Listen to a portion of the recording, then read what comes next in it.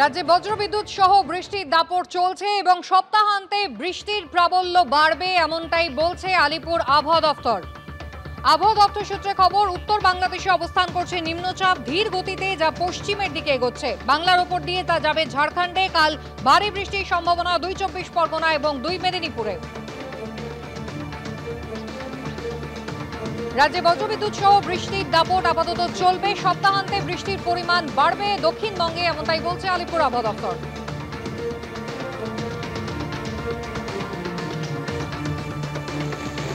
রবিবার ভারী বৃষ্টির সতর্কতা রয়েছে হুগলি, ঝাড়গ্রাম, পুরুলিয়া, বাঁকুড়া, 2 মেদিনীপুরে। নিম্নচাপ ও ঘূর্ণাবর্তের জোড়া ফলায় সমুদ্র উত্তাল হওয়ার আশঙ্কা রয়েছে। সপ্তাহান্তে মৎস্যজীবীদের সমুদ্রে যেতে নিষেধ করা হয়েছে।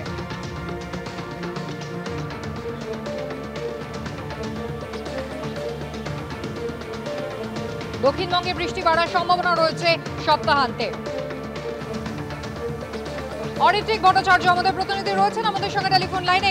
অরিত্রিক, কেমন যাবে সপ্তাহান্ত, কি বলছে আলিপুর আবহাওয়া দপ্তর?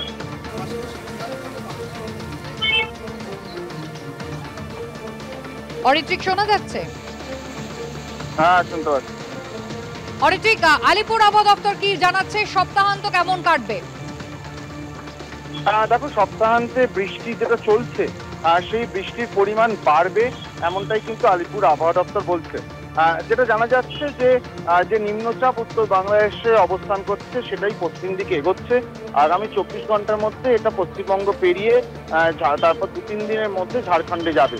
পাশাপাশি মৌসুমী অক্ষরেখা অবস্থান করছে বিহার থেকে বাংলার এই নিম্নচাপ এলাকা হয়ে বঙ্গোপসাগর পর্যন্ত। তার জেরেই কিন্তু বৃষ্টির পরিমাণ উইকেন্ডে আরো বাড়বে বলেই মনে করা হচ্ছে। শনিবার দক্ষিণ 24 পরগনা, পূর্ব ও পশ্চিম মেদিনীপুর অর্থাৎ উপকূলবর্তী জেলাগুলিতে শনি রোববার বৃষ্টি অনেকটা বাড়বে এবং সেজন্যই মৎস্যজীবীদের জন্য সতর্কতা জারি হয়েছে। রোববার ভারী বৃষ্টির সম্ভাবনা থাকবে দার্জিলিং এবং কালিম্পং এর পার্বত্য এলাকায়। সার্বিকভাবে যে বৃষ্টি আমরা হতে দেখছি, আজকে সকাল থেকে বৃষ্টির স্নাত আবহাওয়া দক্ষিণবঙ্গের অধিকাংশ জায়গা জুড়ে, সেটা তো বজায় থাকবেই। আগামী দুদিনে বৃষ্টির পরিমাণ বাড়তে পারে এবং রোববারের দিকে উত্তরবঙ্গের বেশ কিছু জেলায় এবং পার্বত্য এলাকায় সেখানেও কিন্তু বৃষ্টির পরিমাণ বাড়বে, এমনটাই কিন্তু আলিপুর আবহাওয়া দপ্তর সূত্রে খবর। অরিত্রিক, ধন্যবাদ। সপ্তাহান্তে বৃষ্টি বাড়বে দক্ষিণবঙ্গে, জানাচ্ছে আলিপুর আবহাওয়া দপ্তর, এবং অন্যদিকে উত্তরবঙ্গেও কিন্তু বৃষ্টির পরিমাণ বাড়বে, এমনটাই আবহাওয়া দপ্তর সূত্রে খবর। এবার আপনাদের সরাসরি নিয়ে যাব ডায়মন্ড হারবারে। আমাদের প্রতিনিধি গৌতম মণ্ডল রয়েছেন আমাদের সঙ্গে। গৌতম, উপকূলবর্তী অঞ্চলের জন্য ইতিমধ্যেই বাড়তি সতর্কতার কথা বলেছে আলিপুর আবহাওয়া দপ্তর। আবহাওয়া এখন কিরকম? দেখো, আজ ভোর থেকে কার্যত দক্ষিণ 24 পরগনা জুড়ে ভারী বৃষ্টি শুরু হয়েছে, দফায় দফায় বৃষ্টি হচ্ছে। এর মধ্যে সুন্দরবন এলাকায় যদি আমরা দেখি তাহলে কিন্তু সুন্দরবনে বৃষ্টির পরিমাণ বেশি। আমি এখন দাঁড়িয়ে আছি ডায়মন্ড হারবারে হুগলি নদীর পাশে, এবং আমার ক্যামেরা পার্সনকে দেখাতে বলবো, একদম জোয়ারের কিছুক্ষণ আগে পূর্ণ জোয়ার ছিল, তখন একদম কানায় কানায় ভরেছিল এটা হুগলি নদী, একদম কানায় কানায় ভরেছিল জল। এবং আবহাওয়া দপ্তর থেকে যে সতর্কবার্তা দেওয়া হয়েছে যে জলস্তর বৃদ্ধি পাবে সুন্দরবনের নদী এবং সমুদ্রগুলিতে।